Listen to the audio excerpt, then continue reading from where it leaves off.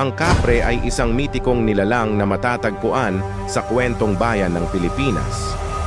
Ito ay karaniwang inilarawan bilang isang matangkad, maitim, at mabalahibong nilalang na may mga mata na kumikislap tulad ng apoy at malalim na tinig. Naninirahan ito sa malalaking puno, lalo na sa mga balete, at kinikilala bilang tagapangalaga ng mga gubat.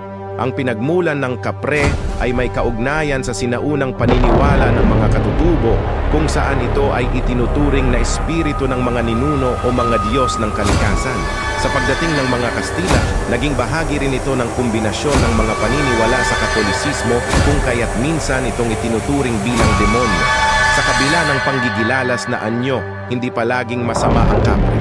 Sa ilang kwento, ito ay ipinapakita bilang tagapangalaga ng kalikasan at kaibigan ng mga taong nagpapakita ng respeto.